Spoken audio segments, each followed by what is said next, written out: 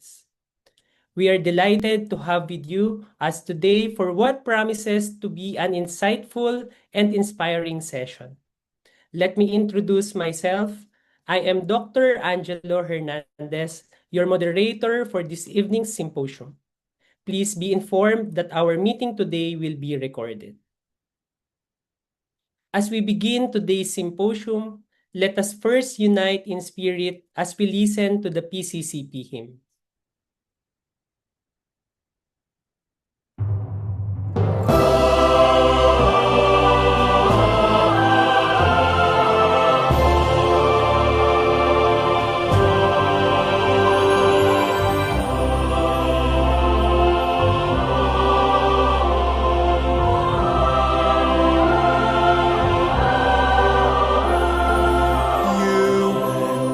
Share one mission as we take this noble quest, searching for wrong, armed with a right. This is our oath and commitment, drawing strength from each other. We are proud of who we are.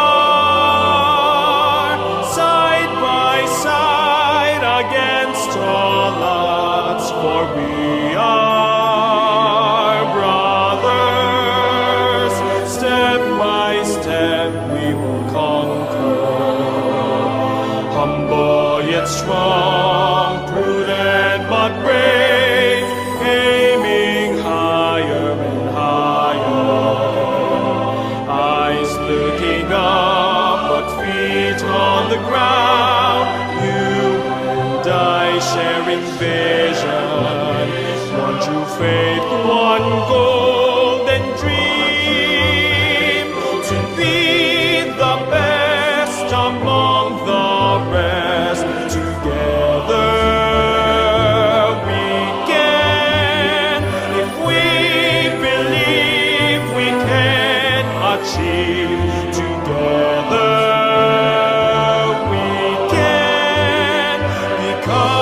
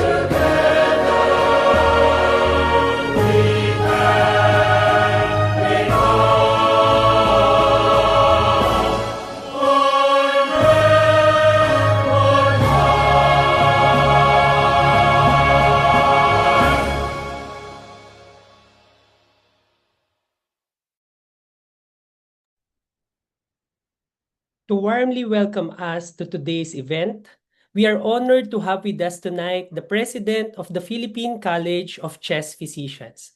Let us hear the welcome remarks from Dr. Jubert Benedicto, President of the PCCP.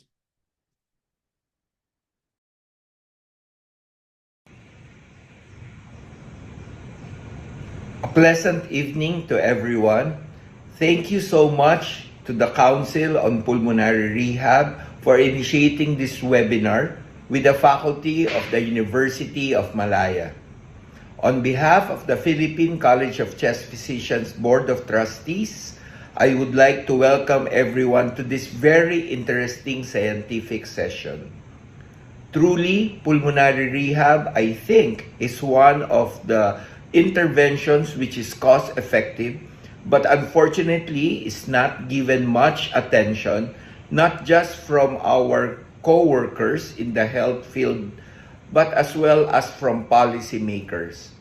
I do believe that once this intervention becomes accessible to each and every citizen, especially in the Philippines, we will have a more healthy set of individuals with less debilitating effect in terms of their diseases. Definitely, this has to be given a big push.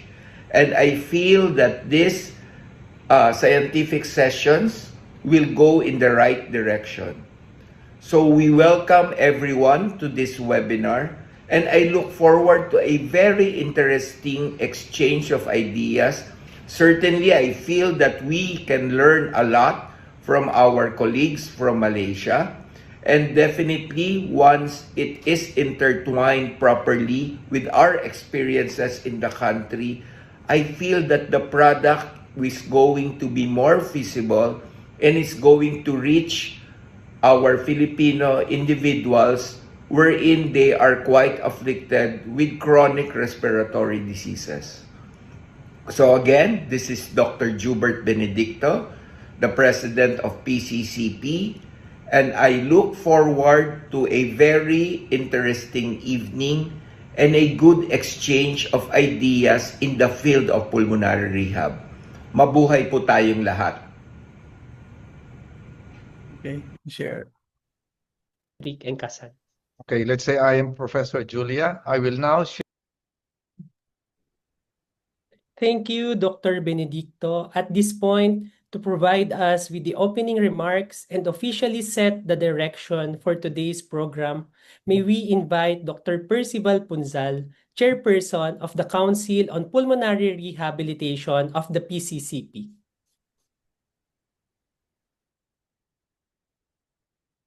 Good evening. First, I would like to thank and greet everyone a happy National Pulmonary Rehabilitation Day from the Philippines. This is a celebration that we do annually every third Wednesday for the month of June. This online conference is the highlight of this celebration. Welcome to all the participants. I was just informed that we have around 747 registered attendees from the Philippines and overseas. Countries like Malaysia, Hong Kong, China, Vietnam, Singapore, Australia, Japan, United Arab Emirates, Bhutan, Pakistan, Kuwait, Sri Lanka, India, Bangladesh, United Kingdom, and the Netherlands. I would like to acknowledge the presence of Dr. Martin Spruitt. He is a very well-known pulmonary rehab specialist, a global icon in rehab, and he is from the Netherlands. Thank you, Dr. Spruitt, for joining us. We are indeed very fortunate to have tonight three very prominent rehabilitation experts from Malaysia, and they will be properly introduced later. This will be the first of a series of webinars that will be conducted from a new group called the Asia Pacific Pulmonary Rehabilitation Network. This is a collaboration of pulmonary rehab experts from the region, 24 physicians, and rehab experts from 9 countries, namely Australia, China, Hong Kong, Indonesia, Japan, Malaysia, Netherlands, Singapore, and Vietnam.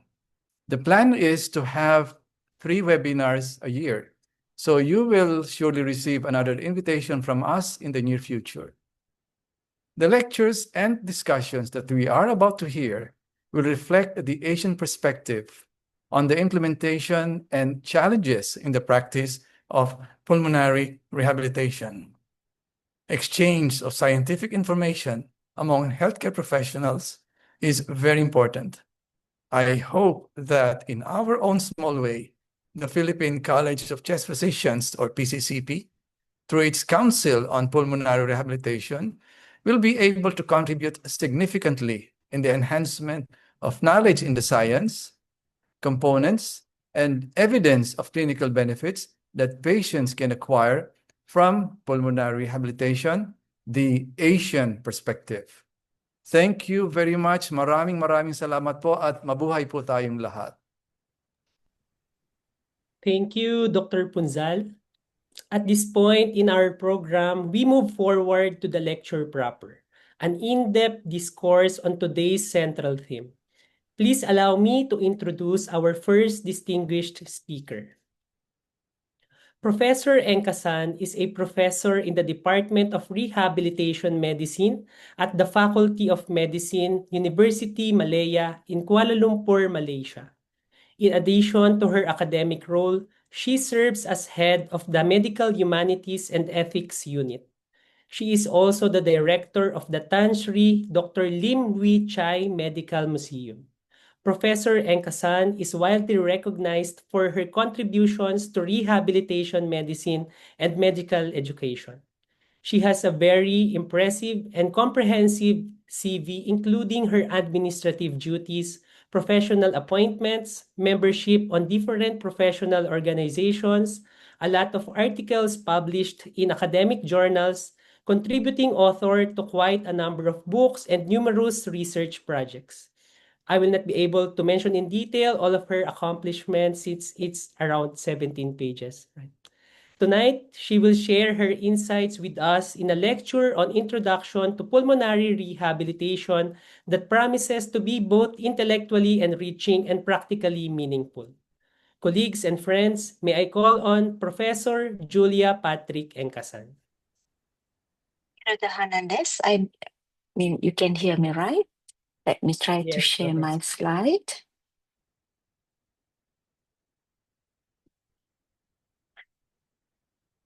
Do you see the presenter view or you see the slideshow view?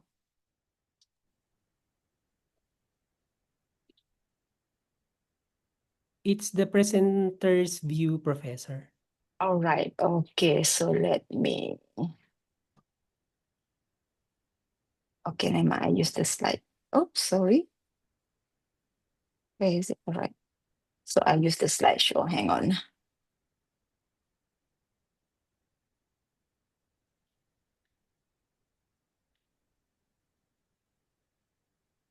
This not now, right? Yes, Professor. All right. Okay. So first of all, thank you very much for inviting our team from Universiti Malaya, Kuala Lumpur, Malaysia. We are actually quite a newcomer to primary rehab, but we realize the importance of primary rehab and how it can actually change the life of people who have chronic lung disease. Like Dr. Hernandez mentioned, I'm a rehabilitation physician, and from Universiti Malaya, we serve as an academic, so we do the service as well as teaching and research. Right, so this will be the outline of my lecture. Right, I'm going to first talk a bit on CRD, primary rehab, what we know, what we don't know, and how this lead to the current program current trial that we are having, which is the primary rehab trial. Right, you see the WHO webpage, right? Chronic respiratory disease is one of the topic that is available in their website. And this actually emphasized the importance of CRD and how it affects people globally. And there is also a Global Alliance Against Chronic Respiratory Disease, GARD, which is an association that looks into primary disease. And I looked into the membership actually, then I realized that both Philippines and Malaysia are not members of this association. And the reason why primary rehab or chronic respiratory disease is garnering importance or attention is because it leads to morbidity, disability, and also premature mortality, which I'm going to talk more about later on, right? Just to let people know, right? The audience know that is also the package intervention for rehabilitation, in which Module 4 is on cardiopulmonary condition. So just to emphasize the importance of chronic respiratory disease and the global attention to it. And in the website, in the fact sheet, there are two diseases being highlighted, which is COPD as well as asthma. And with regard to COPD, is the fourth leading cause of death. It caused 3.5 million deaths in 2021 and 5% of all global deaths. And 90% people died before the age of 70. This is important because this is considered premature death because the life expectancy at birth for both sexes is 73.5. And I think we all are aware that smoking is associated with the COPD, but there is a difference with regards to how smoking contributes to COPD. In 70% of the high-income country, it is caused by COPD, but it is caused by smoking, sorry. But in developing or lower middle-income country, only 30 to 40% it is caused by COPD, by smoking. It is mainly, otherwise it is caused by home pollution, and people are still using firewood to cook, right? And the next one is asthma. In 2019, asthma affected 262 million people and causing 455,000 deaths.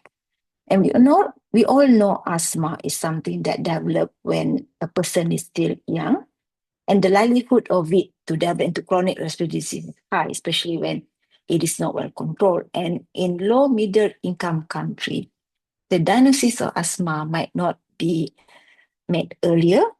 And these patients, when these people, when not being diagnosed and treated sufficiently, will have chronic respiratory diseases, right? And the other CRDs is include post-tuberculosis bronchiectasis, ILD, as well as cystic fibrosis.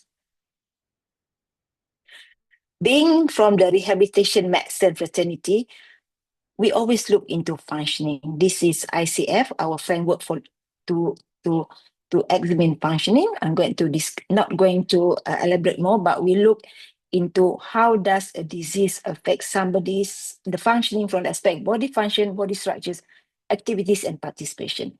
And of course, in lung disease, it affects the lung, muscle, emotion, gas action, then it affects mobility, self-care, domestic life, and it affects participation in social community life and work. And all this will lead to impact quality of life,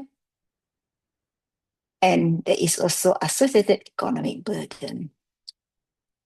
I'm going to talk a bit on primary rehab, but what I'm going to do for this session is to look or to dissect the evidence on primary rehab, and because this leads to what our group is doing in terms of the PO trial.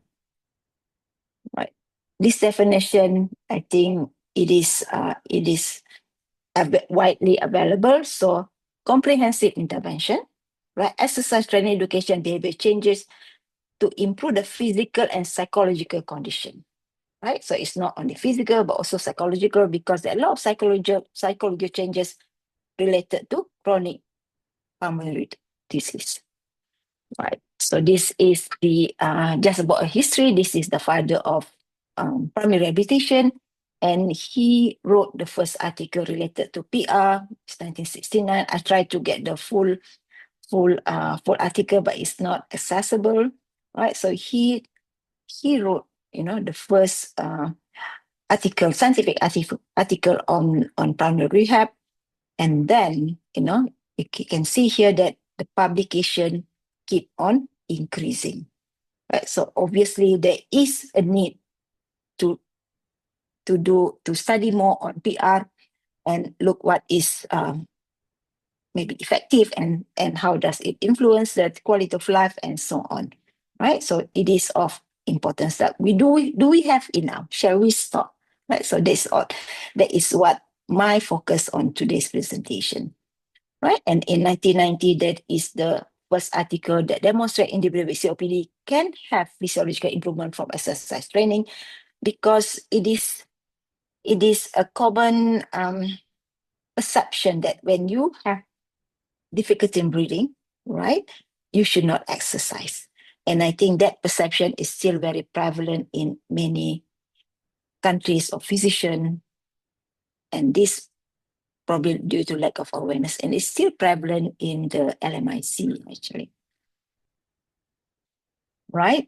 And this is, I think this is the first RCT published, which have where the result of a comprehensive 8-week outpatient PR program compared to vacation alone led to improvement in exercise capacity, dyspnea, muscle fatigue, and self-efficacy for walking.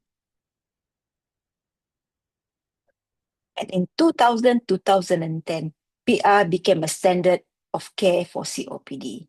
In fact, in 2015, this is the article that has always been always been quoted on the effectiveness of PR for COPD. Yeah? This is for COPD. There are 65 RCC, a lot of RCT trials, and there are 3,822 patients. And there is a strong statement made by the authors, right? It is our opinion that additional RCT comparing PR and conventional care in COPD are not warranted anymore, because from the review that they did, in fact, this is an updated review, right? We already have moderate certainty evidence that PR is effective or is beneficial for people with COPD. Right? Let us dissect more on the paper, right? Because this paper was published in 2015, so it has been 10 years. So there is no need to do review on this on COPD patients, so that there's no more need to do it, because it's certain that it will improve the care. Right. So in their study, in their review, the primary outcome they look into is the health-related quality of life, and they use this CRQ dyspnea component, and it shows that it is improved, right? So there are 19 studies, quite a lot of studies, and yeah, we're happy. We are quite certain that it will improve the quality of life, right? And when it comes to exercise capacity, right? So exercise capacity in terms of incremental shuttle walk test, it improved. It's nearly 40 meters higher if you are, okay, the right side, the one is the result for those who receive PR, right? And 6-minute walk test, it's very low evidence, probably because when you see Cochrane review, right? These are the outcome is measured. This is probably those with the intervention, those without the intervention, the number of studies, and the number of patients, number of participants, right? And you will see there whether it's very low or moderate. And the reason why it's very low, there is actually a list under this summary of finding, we call it. The reason why it's very, probably because high risk or bias, right? But whatever it is, we know that PR in COPD improve exercise capacity. Right? In their review, they also do subgroup analysis, right? They look into hospital-based compare community-based. There are 39 studies involved, but they only analyze the quality of life. What did they find is that this is different between this subgroup for all dominant CRQ, right? And in average, it seems to be better, the outcomes better in those who receive PR in the hospital. And this is important because we are moving towards that. So is this the real situation now? Bear in mind that this was in 2015. I'm going to share with you the updated review on home versus center-based PR, right? But at that point of time, this was the evidence that they have. They also look into basic versus complex intervention. There seems to be no difference. And this is important because when you do a complex intervention, a comprehensive PR intervention, you need a lot of resources. And resources is always finite, right? And LMIC resources is always scarce. And if it is truly showed that, you can do basic and you achieve the same outcome, then you can actually program your PR accordingly. So this is one of the preliminary finding, or it's not a proper. In fact, it's not a proper. In fact, when you look into hospital-based and community-based, what they do is that they look into hospital versus usual care, community versus usual care. It is not head-to-head comparison. I want to emphasize that. Right. And then, like I said, COPD is one of the CRD. Now let's look into asthma. Like what's the evidence we have in asthma? So there are 10 studies, but only 9 studies are able they're able to do meta-analysis with only 9 studies. Right. So I'm going to focus in terms of the outcome only with 2 outcomes, which is exercise capacity and quality of life. Because when you look at Cochrane review, there are too many outcomes. But I'm going to choose these 2 because this seems to be the 2 main outcome that being used in studies involving primary rehabilitation. So this is exercise capacity as measured with a 6-minute walking test. What can you say this? I'm going to use a lot of forest plot, since I am from Cochrane Rehab, so I like to use Cochrane review. Of course, this is quite a new review. This is in 2022, just over 2 years, So what you can see, there are 1, 2, 3, 4, there are 5 studies. These 5 studies, all right. And can you see here, right? This is fabulous usual care, this is fabulous primary rehab, and you can see the diamond is here, meaning that the meta-analysis of all the pooled result of these studies favors primary rehab.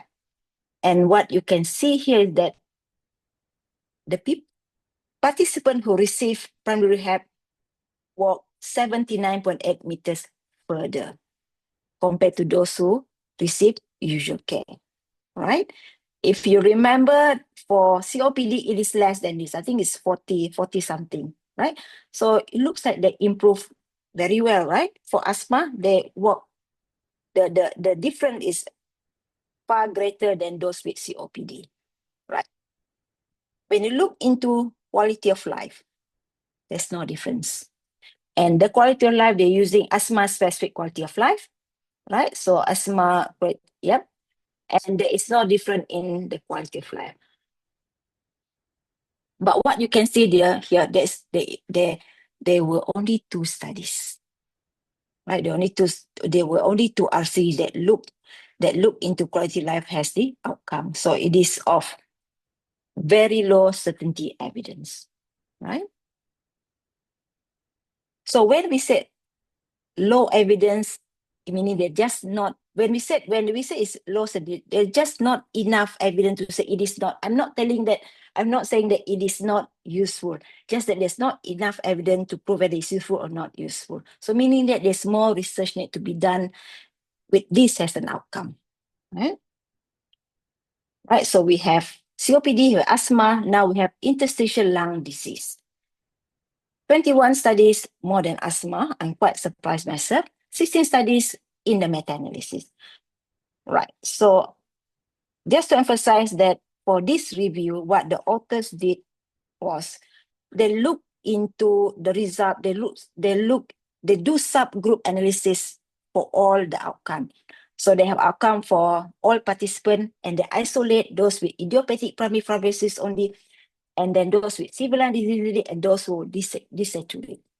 So in all their analysis of outcome, they look into these 4 different groups.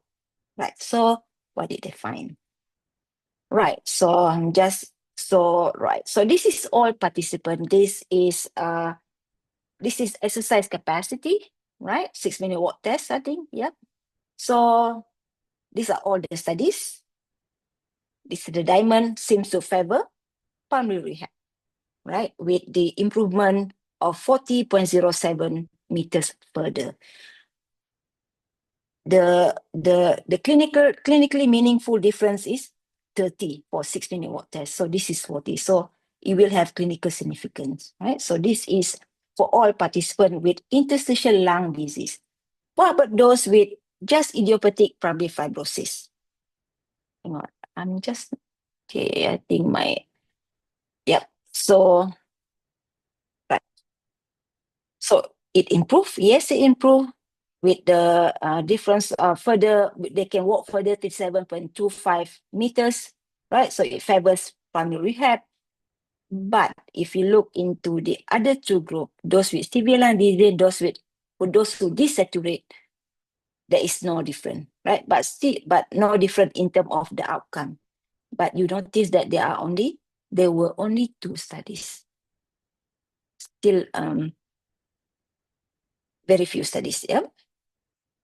When it comes to health-related quality of life, they have the same finding. For those all participants with interstitial lung disease and those with idiopathic pulmonary fibrosis, it favors increased quality of life for those who receive primary rehab, but not the other 2, because the diamond touches the lines of no difference. So from what we know, yeah, these 2, it doesn't make any difference. But still, you see, there's actually, it's not even a meta-analysis, there's only 1 study. Now, this is the last condition for CRD, which is bronchiectasis. And if you notice, the title is only exercise training. It's not primary rehab. There were 6 studies, right? Only 275 participants. And yeah, exercise capacity in terms of incremental shuttle walk difference improve, right? Improve quite significantly. The same with health-related quality of life. So we thought we are very happy, right? But what we realized, there's just not many studies, right? And then a lot of the evidence are of low certainty, meaning there is a need to create evidence to really know whether it works or doesn't work. Low certainty, we are not sure whether the result we get is the true effect, right? Yeah, so very low and low, meaning that, and you can see there's only one study, there's not enough evidence to support or to support whether it works or it doesn't work. So this is bronchiectasis, right?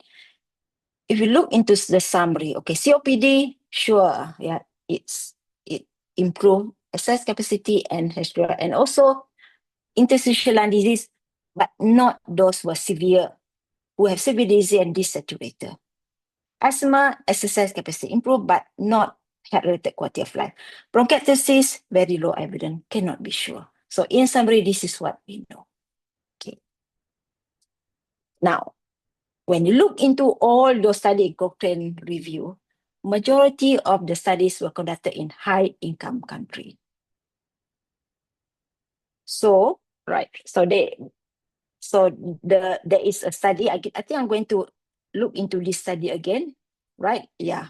So this study is the cornerstone of what we are doing now. Dr. Mansour, sorry if I pronounce wrong, was doing his PhD with University of Edinburgh, part of Respire program. He did a systematic review with these 3 objectives: assess the impact of PR on health-related quality of life and exercise capacity when delivered in low resource setting, right? Identify the component used in effective intervention and describe the model of care deliverable in low resource setting. There were only 13 studies, and 11 were of high risk of bias, 2 at moderate risk of bias. So when you have majority study of high risk bias, the quality of the study is not as good, and with that, it can lower down your certainty of evidence. And all but 1 study are exclusive to COPD. These were the country, Turkey, Brazil, India, and so on. And meta-analysis is just not possible in this country. So in this review, so it's just a narrative review, right? So we cannot have the result that you saw in the Cochrane review, right? And evidence on LMIC is encouraging, but almost all are at risk of bias, and almost all in COPD. And he also found that there's different profile of diseases. I can say that for my hospital,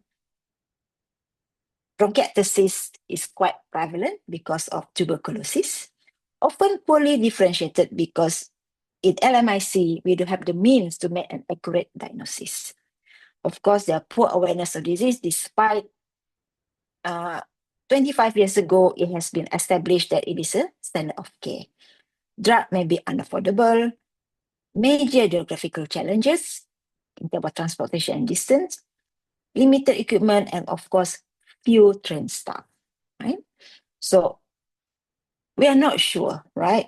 It might work, it might not work, and you all know that the result especially in complex intervention is context specific.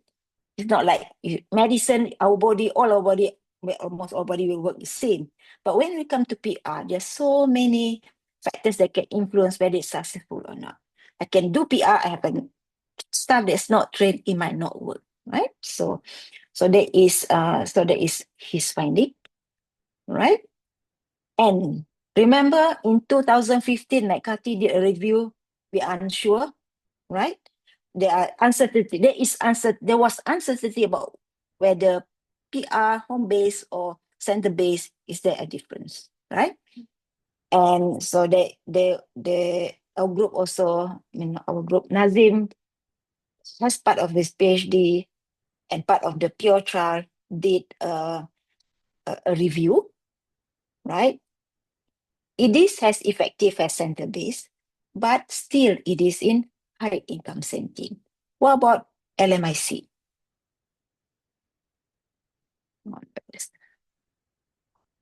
Right, so we did a feasibility. We were interested. At that point of time, we know that for us that center-based PR is just difficult. So but can we do a home-based PR? And this was it was during COVID. It was just the right time to do home-based PR. So we did. So all the 4 centers, I'm so sorry, all the 4 centers, 2 in India, 1 Bangladesh, and 1 in Malaysia, led by Mr. Edinburgh, we did our own feasibility study, right? And well, it is feasible with whatever means that we have. We don't have tele-rehab, most are phone call. We give them books, we give them diary, we give instruction. Yeah, it is feasible to do that. But yet, there's still not enough evidence for low middle income country, right? So this is pure. We call it a pure trial. It is PR delivered in low resource setting for people with chronic disease, a 3-arm assessor blind implementation trial. Right. So our question, this is our research question.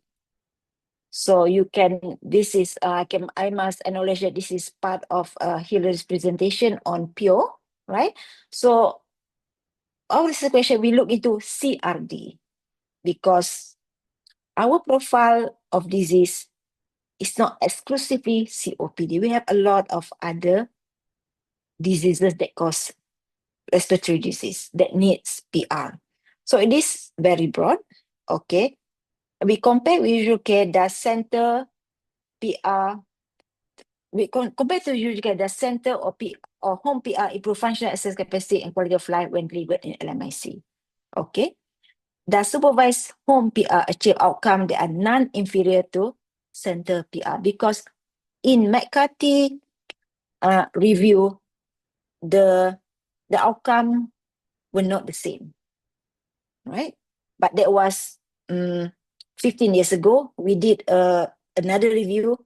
It seems to be working, right? So, but then in LMIC, does it work as well? And we look into sustainability because you all know about exercise. I stop exercise, I start to decondition, right? Deconditioning. So will it be sustained? It will. Let's say it's not sustained. Does it mean that it have to be there have to be some maintenance, or it have to be repeated 6 months, or whether we have to work harder on changing the behavior? We don't know yet. Right? We also look into health economic benefit of PR. And we look into the process evaluation. Is it accessible, feasible? Is it implementable? Right? This both, because when you the subsequent speaker, Dr. Chan will tell you about all the dropouts. So we know that it is a problem in terms of compliance to primary rehab in the current setting. And stakeholder engagement, this talk will be covered by the third speaker. So currently we are doing this trial. It's 465 adults with chronic respiratory disease. We do a baseline assessment, randomize them, do the intervention, do a baseline assessment, post intervention, and then another one at 6 months, assess 6 months later to see whether it's sustained. And after that, those who receive usual care, we have the choice whether they want home or center PR. And these are our outcome, right? Functional access capacity, all these outcome. Yep. And I think that's it. I think that's my last slide. All right. So thank you very much. Hope I don't go over the time. So I shall stop sharing now. Thank you, Professor Engkasan, for enlightening us on chronic respiratory diseases and its impact to our patient, as well as the presentation of numerous evidence-based benefits of pulmonary rehabilitation for our CRD patients. For our participants, please be informed that questions will be entertained on our question and answer portion after the third lecture this evening. You may type in your questions in the chat box and we will recognize it on the Q&A portion. Now, let me introduce our next distinguished speaker. Dr. Chan Soo-chin is a rehabilitation medicine specialist and lecturer at Universiti Malaya, Malaysia. She is currently pursuing a doctoral degree in global health at the University of Edinburgh, where her research centers on mapping and strengthening pulmonary rehabilitation services across Asia, especially in low and middle-income countries. Dr. Chan serves as an expert panel member for the World Health Organization, contributing to the development of a global rehabilitation framework for COPD. Dr. Chan collaborates with regional and international partners, including institutions in Bangladesh, India, Malaysia, Pakistan, and the University of Edinburgh to promote equitable access to pulmonary rehabilitation. Let us all listen and learn with our second speaker on the topic about implementing pulmonary rehabilitation. Colleagues and friends, let us welcome Dr. Chan Soo-chin. Thank you, Dr. Hernandez, for your kind introduction. I'll start with sharing my slides.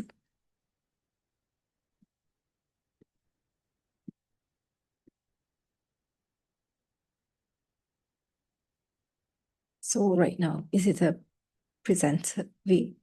Yes, doctor. Yes. No. Okay, good evening, everyone. Thank you for being here today. It's a pleasure to be here today to share some insights on implementing pulmonary rehabilitation, a low-middle income country's perspective. I have no conflict of interest to declare. In the next 20 minutes, I will take you through the challenges in implementing pulmonary rehabilitation in low-middle income countries, as well as the availability of the different modes of rehabilitations and ongoing pulmonary rehabilitations research in the region. Pulmonary rehabilitation, as all of us know, and Prof. Julia has already mentioned, it is more than just exercise. It is a comprehensive intervention that consists of thorough patient assessment, exercise training, as well as non-exercise training component, with the aim to improve the physical and psychological condition for patients with chronic respiratory diseases. And pulmonary rehabilitation is recommended in most of the major guidelines for the management of COPD. In 2017, the World Health Organization has recognized that rehabilitation is often overlooked. So when they launched the Rehabilitation 2030 initiative, pulmonary rehabilitation became part of the official package for the interventions for COPD. This is a big step forward. However, the recognitions at a global level doesn't always translate directly into the actions.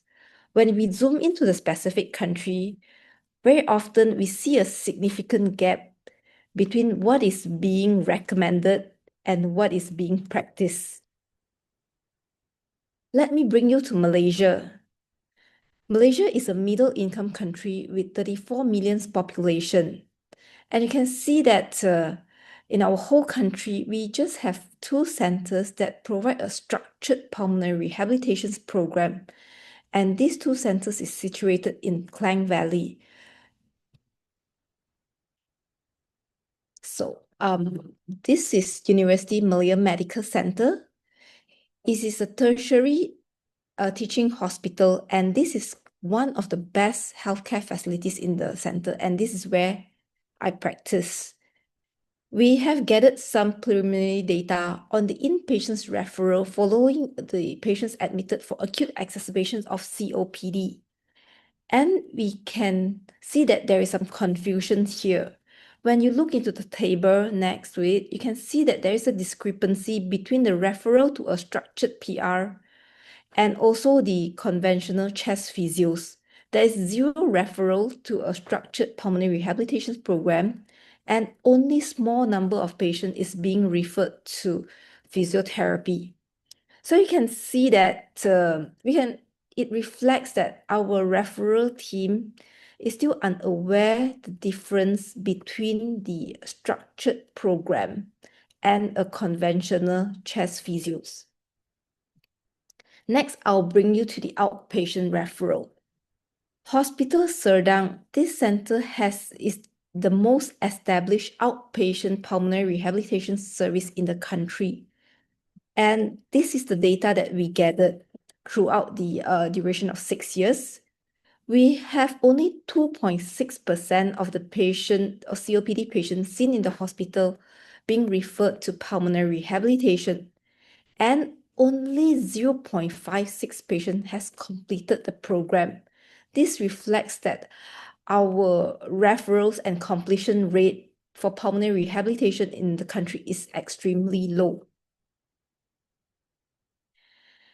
And also, we have conducted a systematic review on the barriers and enablers to pulmonary rehabilitation in patients with COPD in low-middle income countries. And we have gathered four papers published between 2019 to 2020 from China, Iran, Brazil, and Colombia. And we have mapped the barriers to pulmonary rehabilitations following the socio-ecological model. When you see that the barriers highlighted in red are those similar to those found in high-income countries. So I want to highlight, for example, the lack of knowledge is one of the very common barriers seen in high-income countries as well. So in low-income countries, that is also one of the major barriers, and also difficult to access to PR settings as well as the time issues. So all these results guide us where and how to act for our next step. We have just seen some of the some of the key challenges in implementing PR. So this highlighted a standard one-size-fits-all approach is not work. It won't work, particularly in diverse healthcare settings like the low-middle income country settings. So in response to these barriers, various pulmonary rehabilitation model has been developed and adapted to suit the populations as well as a resource level. So you can see that pulmonary rehabilitation can be delivered in a hospital settings or home in community, or even remotely. So this flexibility is a huge strength, especially in places where travel and costs are major barrier. So our centers, Universiti Malaya Medical Center, we have developed a model of inpatient service, outpatient service, as well as home-based program. And our target populations, a majority is from these chronic respiratory diseases patients, particularly bronchiectasis, post-TB, COPD, and patients with chronic severe asthma. And also, we have a group of patients that has chronic lung disease as a sequelae of a long COVID. So this is how we get started. For many years, our service started with a physio-led service for many years. So in the year 2020, when COVID hits us, we could not proceed with the therapy sessions. And we joined a remote pulmonary rehab workshop together with our colleagues from the UK and India and Bangladesh. Mainly, the workshop focused on the adapting a structured pulmonary rehabilitation program in the low middle income countries. And we focus on the topic covered during this workshop is mainly on the assessment and practical implementations and delivery of the program to be adapted in LMICs. This was a turning point. From there, we developed our home-based program and started with our feasibility studies, and then followed by our inpatients and outpatients program.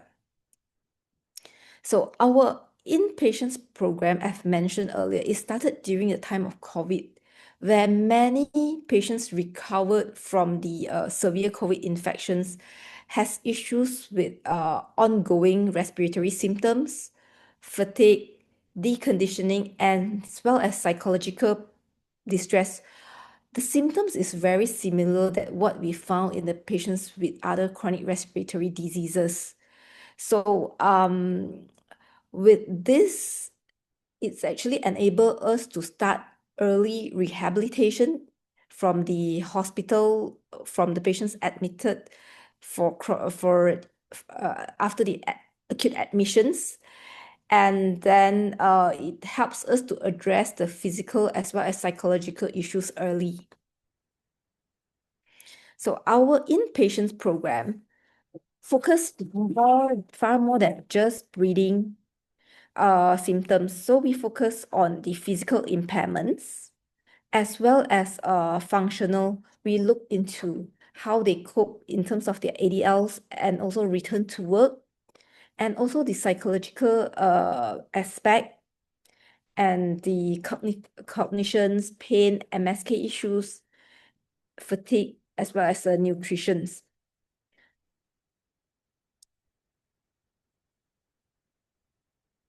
An example of our inpatients program for our patients who are admitted for a long COVID, you can see that we actually can break down the sessions to very frequent. They get like breathing sessions, 6 to 8 sessions, but short because they actually has poor endurance during that time.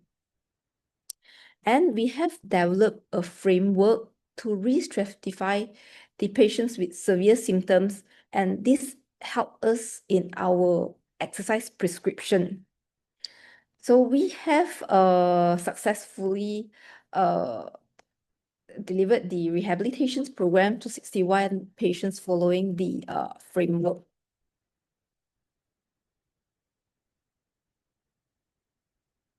So in our centers, we also have an established outpatients program. And this outpatients program is primarily hospital-based. And most of the patients seen in our centers, it's what I mentioned earlier, is bronchiectasis patients, post-TB lung, and COPD disease. And we often get our referrals from our outpatient specialist clinic from our own centers, and we also get referrals from the health facilities from the Ministry of Health. And all this patient has undergone a comprehensive initial assessment followed by the program. So this program is a involve multidisciplinary team. We have a rehab physicians involved, physiotherapists, occupation therapists, nurses, pharmacists, our colleagues, as well as the pharmacists and dietitians that has involved, which reflects a comprehensive nature of our pulmonary rehabilitation program. And the point to highlight here, all of us knows that the guidelines from high-income countries for the American and the British Thoracic Guidelines recommended that pulmonary rehabilitation program should be at least a 6 weeks duration and include a minimum of twice weekly supervised sessions. But this is not realistic in our settings. So in our settings, we have modified the program to 1 supervised sessions in the hospital, followed by 2 unsupervised sessions at home. And this is here's our weekly schedule of the program in our centers. And one of the promising approach is to improve the access to pulmonary rehabilitation, especially in the low middle income countries, is through the community outreach program.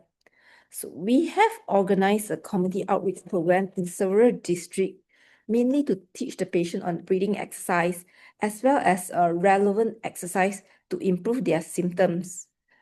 So the community outreach programs brings the service closer to the patient, where the patients live.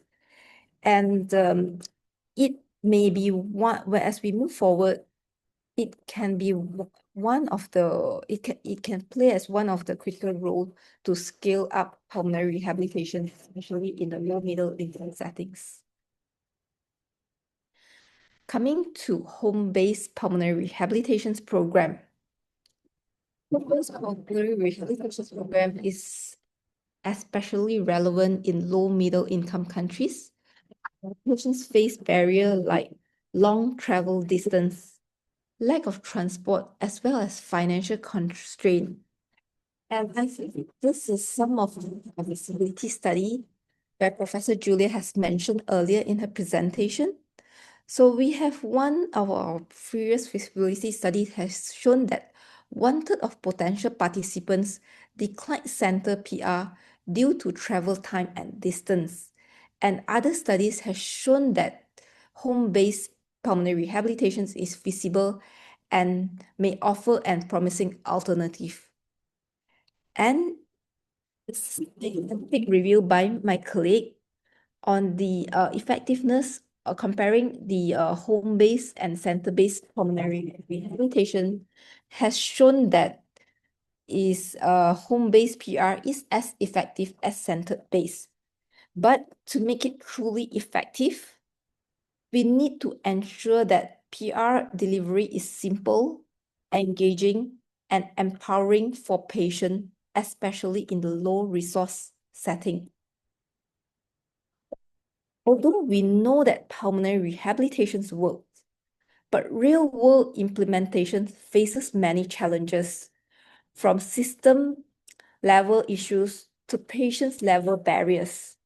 So this situations reflects as what we call the evidence to practice gap. The gap between what we know works and what actually happens in a routine care. And this is where implementation research comes in to help to bridge the evidence practice gap. Prof. Julia has give a brief introduction on what Pure Trial is. This is the Pure Trial is an example of the implementation research in actions. It's our multi-center collaborations between Asia involving countries like Bangladesh, Malaysia, and India to recruit 465 patients, and we are comparing center-based, home-based, and usual care evaluating their clinical effectiveness, as well as feasibility, sustainability, and acceptability of the program in 6 months. Along with that, we recognize that education is the center to pulmonary rehabilitations. To support our studies, we have developed Pure Pack. Pure Pack is a patient guide. It is an action-focused, standardized patient education tools.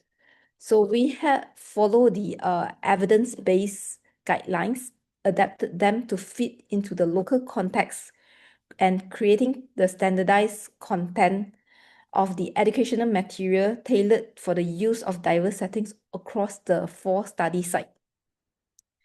This is a sneak peek of the Pure Pack content. So we have a chapter on teaching these, guiding the patients on the exercise, managing exercise, as well as to manage the emotion, how to manage breathlessness, and also the usage of medications and inhaler, to educate the patients on the effect of smoking and biomass exposure, as we know that only 30 or 40 patients with COPD is because like in our low middle income country is reported due to smoking and instead of the high income countries where 70% is actually due to smokes exposure. So we put in biomass exposure to educate our populations as well, and to educate them how do they managing activities of daily living. Also in Malaysia, we are also conducting an implementation studies. We are exploring the pulmonary rehabilitation service status in Malaysia, and also to analyze the barriers to pulmonary rehabilitations, and to develop a tailored strategies to improve pulmonary rehabilitation's referral uptake as well as delivery in patients with chronic respiratory diseases. So this is about making the system working better, not just doing more. So in summary, we know that pulmonary rehabilitation works, but access in the low middle income countries is limited. So we must adapt, but not adopt models from the high income countries. As we know, home and community-based pulmonary rehabilitation can be a potential bridge between this gap, and will need more implementation studies to close the gap between the pulmonary rehabilitation access and the quality of the care. Thank you. Thank you, Dr. Chan, for a very relevant lecture and for presenting different strategies in providing PR, especially in the presence of barriers in low to middle income countries. We will now proceed to our third speaker. Dr. Jayakayatri Jeevajothi is a research manager and stakeholder engagement champion at the Department of Primary Care Medicine, Faculty of Medicine, Universiti Malaya. Since December 2018, she has played a central role in managing multidisciplinary research under the NIHR Global Health Research Unit on Respiratory Health, RESPIRE, with a focus on strengthening health systems and fostering community engagement across Asia. Dr. Nathan has co-led several stakeholder-driven initiatives, including asthma care improvement programs, pulmonary rehabilitation interventions, and environmental health advocacy. She is the lead editor of the Global Resource Guide Stakeholder Engagement in Global Health Research and Regulatory Facilities Workshop on Meaningful Engagement Practices. Without further ado, to share with us her knowledge and expertise on stakeholder engagement and lessons from the RESPIRE study, may I call on Dr. Jayakayatri Jeevajothi Nathan.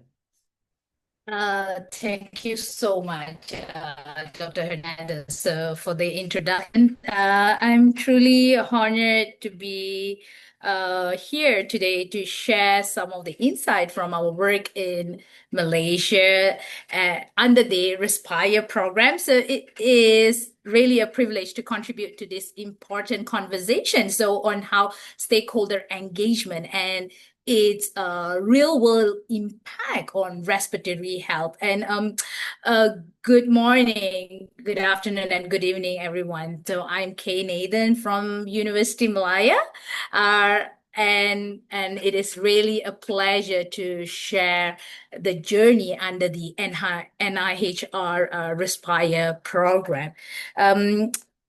So we know that research alone doesn't lead to the real world change. So it really needs to connect with people, the system.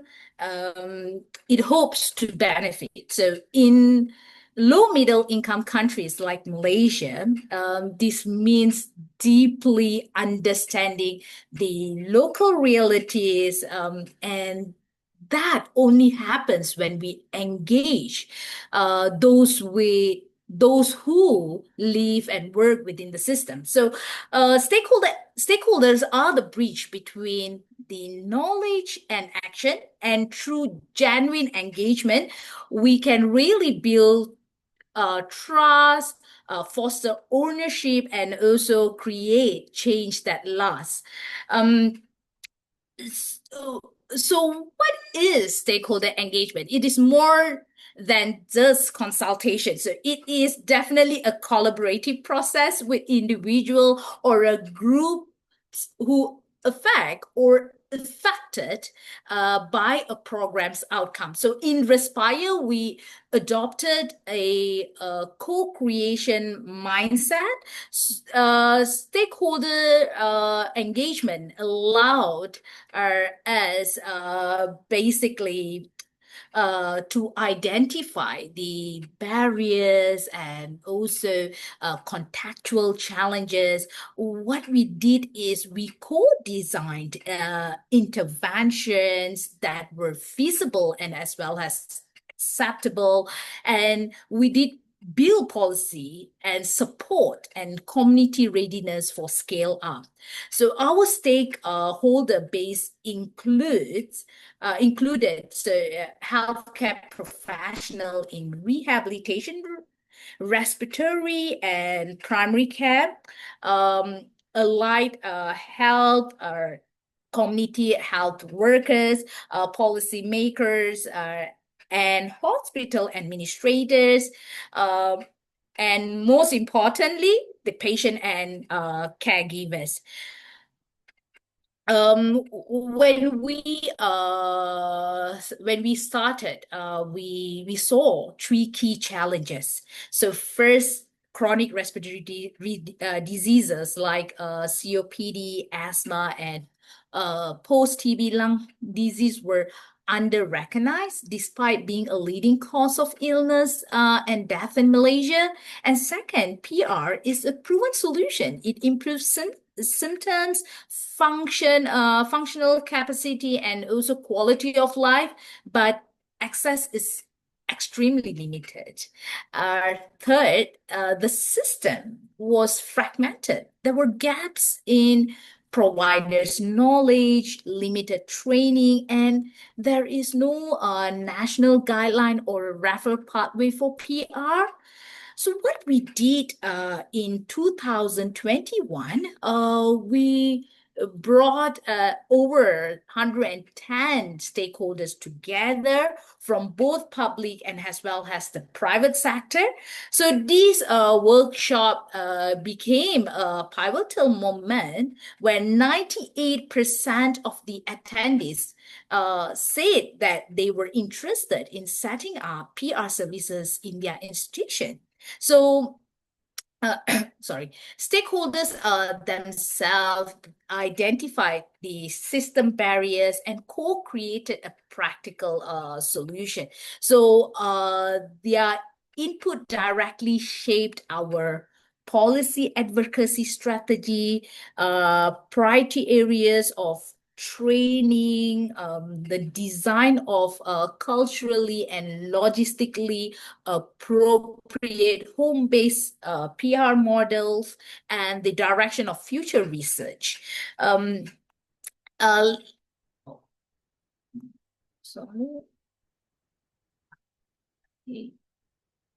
Okay, there's something wrong with the slide, but it's okay. So I'm just want to briefly tell you this slide is literally about before and after. So before, we did have limited understanding of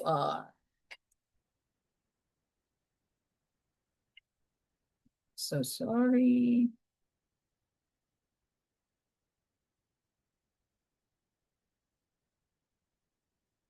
Okay. Let me just again try to share my screen. Hopefully it will be fine. Yeah, okay, that's great. Okay. I'm so sorry about the glitch. Okay, so before the engagement, we did have some limited understanding of the PR shared ownership and better relevance. And we have fragmented views on the service delivery. And what we did is we co-developed the pathway and training. So in terms of low uptake of existing PR services, so we had, after the engagement, we had about 93 uptake in our feasibility trial. So and in terms of research isolated from policy, from MOH, research isolated. So we basically able to engage with the MOH and also policy engagement, which was initiated. So this transformation wasn't just about the knowledge, it was about the relationship, the credibility, and also the collaboration. Stakeholder told us that we need local trainers. So what we did is we acted on it. So in 2022, we ran a Teach the Teacher workshop, not only to teach the PR content, but also to train how to teach it. So we had multidisciplinary participants, doctors, the therapists, the nurses, many of whom went on to initiate PR pilots in their own hospital. So one of the participants basically shared that the workshop really gave them a confidence to speak about PR in their department. So, and we are now running a pilot. So moving on, we also co-designed the home-based PR program with both healthcare providers and also patients. So we kept it simple, locally relevant. There isn't any fancy equipment, just a resistant band, a printed booklet, and a weekly phone check-in. So what did we learn? Family support was critical, peer interaction improved motivation, patient preferred setting their own goal, not just following instruction. So it really reminded us people want to be partners in their care, not just a passive recipients. So some lessons that we have learned are start early, engage often, and make it more meaningful. Honor local knowledge. So healthcare workers and patients are the expert in their context. So engagement definitely boosts feasibility, ownership, and commitment. And definitely I never underestimate the power of small things, such as WhatsApp group, a follow-up call, a thank you note. This really builds the momentum. And stakeholder engagement isn't an afterthought. It is definitely an implementation strategy. So for policymakers, it creates buy-in. So for researchers, it improves the design and relevance.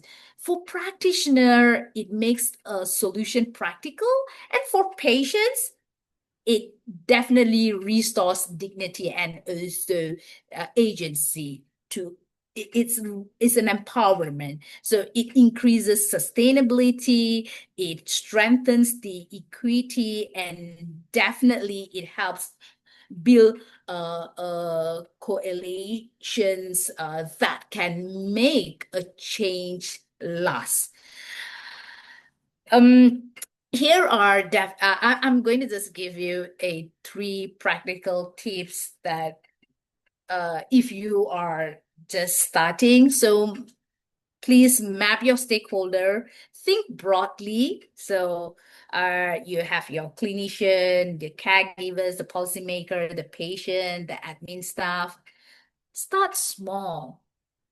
Make it a roundtable, a survey, or even a WhatsApp group. And most importantly, listen more than you speak. Trust definitely comes from humility and also consistent follow-up. So we are now moving into scale up. I know our Prof. Julia and also our Dr. Chan have elaborated a lot about it. We have a 3-arm implementation trial, which has just started. So it's going to run from it's been running from 2024, and it's going to basically expected to end in 2027. So we will be integrating engagement with the Ministry of Health, the local clinics, and also the PR champions. And we're definitely working towards a community-based PR model that is more adaptable across Southeast Asia.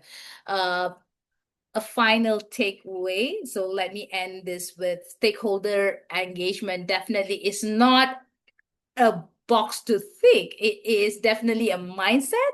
So if we really want a real change in global health, especially in resource constrained settings, we must do it with people, not for them. So and thank you. That's about it.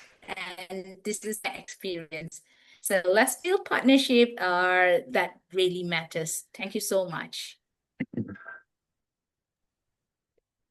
All right, thank you very much to our three speakers, Professor Engkasan, Dr. Chan, and Dr. Nathan, for those insightful and very relevant lectures. At this point, we now open the floor for questions and discussion.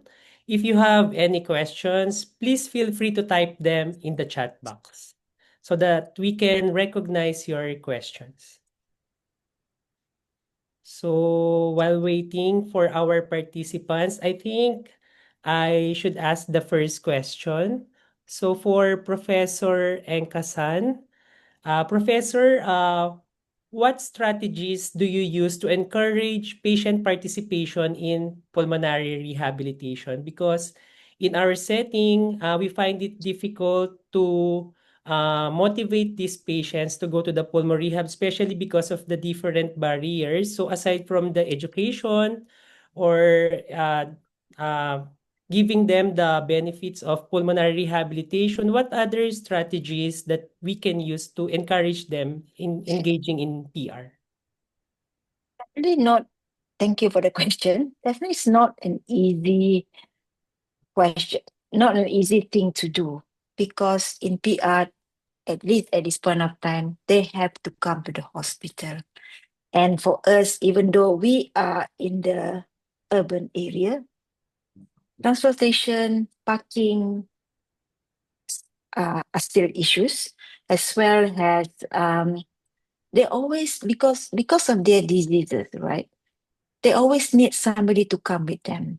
So when somebody come with them, it is a cost as well, right? So how do we encourage them? Now what we do is that once somebody have to talk to them about PR right from the start in the inpatient ward, right? So the reason why I'm not sure is anybody mentioned about discharge bundle.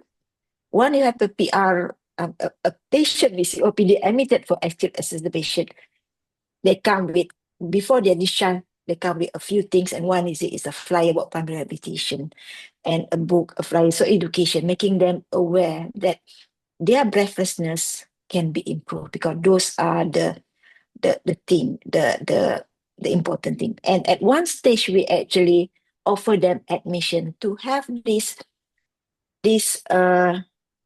experience, to experience what exercise can do for you. In fact, yes, we offer admission. We have rehab ward. In the ward, we show them, how we can improve your life. I mean, there are patients who can't even walk to the bathroom to take their bath. But in the ward, I think he was admitted for 2 weeks. Yeah. He realized that, with certain training, he could do it. Right. But the disadvantage or the advantage is that they have to pay for their admission. So that for the inpatient admission, right, it comes with a cost. So that is an issue as well.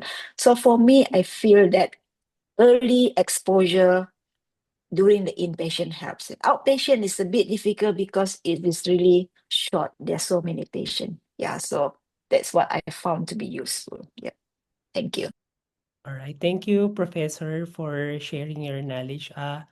Do you have anything to add, Dr. Chan or Dr. Nathan, with that? All right. So if none, are there any more questions with our participants? Yes, Dr. So Jello. yes, Dr. Yes, Punzal. Yes, sir. I have some comments and some inquiries from our speakers. First, I would like to thank them for those excellent lectures. And if there's anything that we learned from these sessions, is the reality of what pulmonary rehabilitation is. It's not really very similar to how they do it in Europe and in the Americas. We have more challenges here, challenges that would include distance from the center, financial, family support, and everything else. And your lectures are actually enlightening. We do not stop on just knowing that there is pulmonary rehab and apply them in a one-box setting.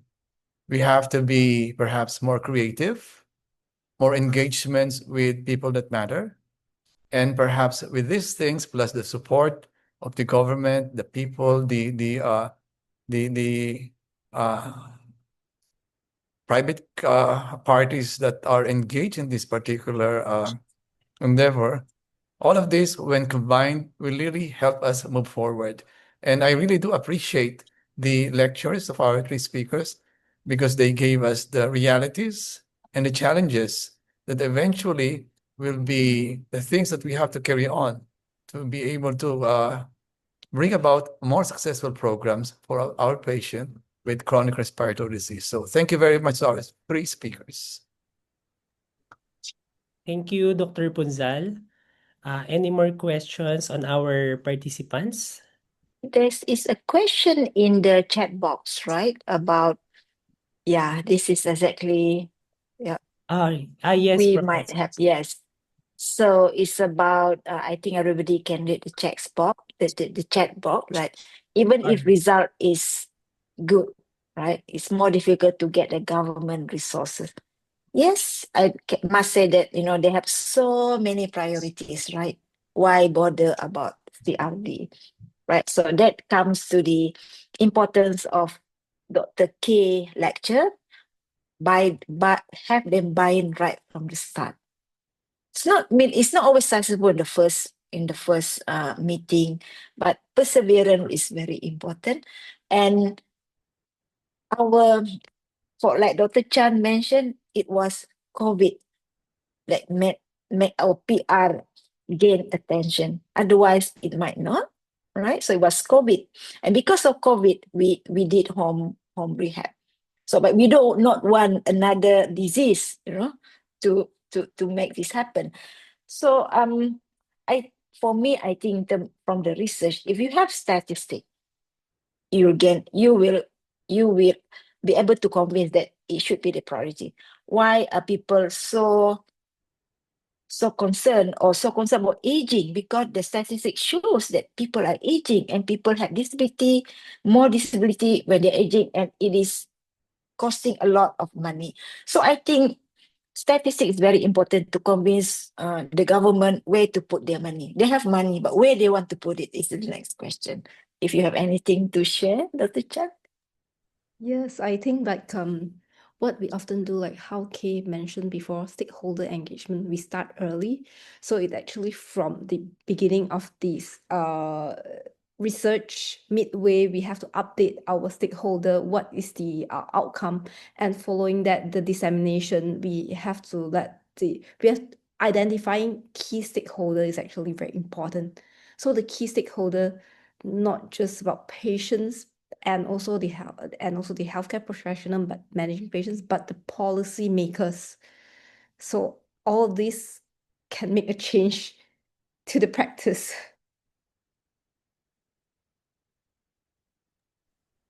That's Right. Thank you, Dr. Chan and Professor Engkasan.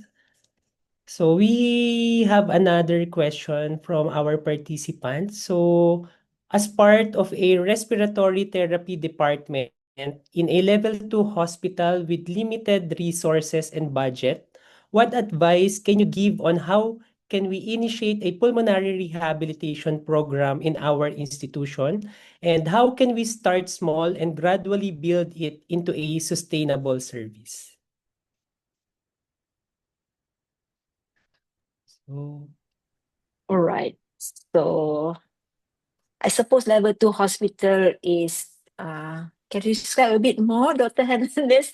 I suppose this is from the Philippines, I suppose, is it? I think it's about level 2. Right. If you are a respiratory therapist, you would be exposed to exercise training, exercise prescription. I think first of all, when you start small, I think like our department as well, actually our physiotherapists have been being a lone ranger, doing just exercise and bronchial hygiene and chest secretion clearance on her own, right? So if you're able to learn how to prescribe exercise and show results, not maybe, hopefully your patient can come and show results. I think the strongest evidence is when the patient tells how it has changed their life. And you have to sort of promote yourself, I think, to say that, hey, I did this is what happened. You have to gain unfortunately we have to gain attention to make it, to scale it up. So I think as a physical therapist, you have a lot you can do actually. Just work. You might not be multidisciplinary, because multidisciplinary you need the nurse, the occupational therapist, the nutritionist. But we all know that exercise is one of the most important intervention component. So do it, gain more confidence, talk more about it, start it. Until you start it, you don't know, where it can bring you. Yeah. Maybe I can just add in the perspective of championing stakeholder.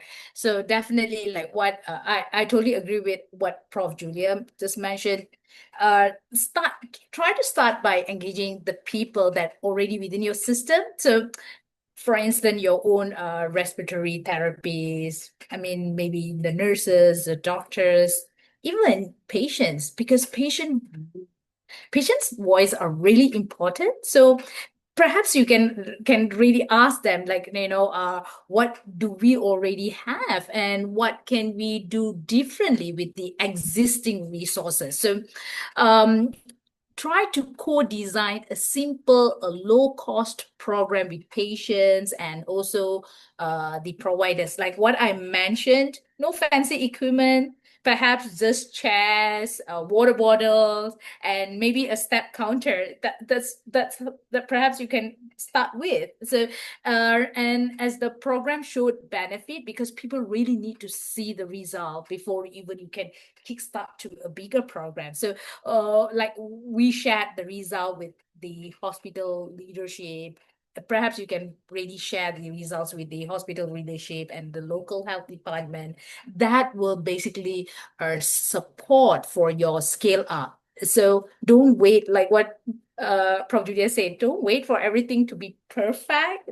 Perhaps you can really start small, start engage others from the beginning and grow step by step. So yeah, that's just my small input. All right, thank you, Professor and Dr. Nathan. So I think we have another question from one of our participants from Vietnam. So let me read her statement. So thanks to all the speakers. This is from Hien Le. We also face the same challenges here in Vietnam. Can you share more details about the responsibility of each member in multidisciplinary team? Okay, so I think that I'll take these questions. So from the multidisciplinary team, like what we have here in our settings, so the physician's roles is to make sure to the patient is medically fit in terms of the they are actually medically optimized in terms of these inhaler techniques and also the medication, so the symptoms control. So in terms of if they still having ongoing symptom, this is where education by our multidisciplinary team comes in. The physios mainly work on the breathing exercise as well as physical exercise to prescribe on the aerobic and also the aerobic and resistant exercise. And we also, in our centers, we also have our occupation therapists. They look into the relaxations, because a lot of time this group of patients, they have anxiety issues, like they are fearful when they want to walk to toilet because it's too breathless. So I think that the OT comes in for relaxation and teach them how to do pacing as well as to guide them for their activities of daily livings. So for those patients that are still they're still working, so OT role is more important to look into the return to work. Do they need to do some changes to modify their work, or they need to pace themselves? So education, guide the patient, and also we also have very often the patients also have a nutritional malnourished. So in our centers, we do refer to dietitians to optimize their nutritional status. So very importantly, if you have a nurse coordinator, it will help you to coordinate all these things, and it actually can help the programs works better. Okay. All right, thank you, Dr. Chan.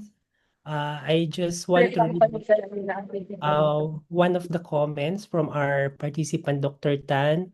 I agree with you, Miss K, that bottled water and stretching bands with some towels will squeeze and start from there. If your setting is low of income, passive exercises and breathing exercises is where you should always start. All right. Are there any more questions from our participants? So I think for Dr. Chan, I just have one question. I think you mentioned about the community-based pulmonary rehabilitation. So how do you go about it with regards to the community-based pulmonary rehab? Is it in relation to the government or it is initiative of the hospital itself? It's for our community base. That is an initiative from our hospital, where we actually have a small grant for community engagement project. So that is how we actually select a few district to have the outreach program. So we hope that this can be sustained. Okay, Dr. Chan, thank you.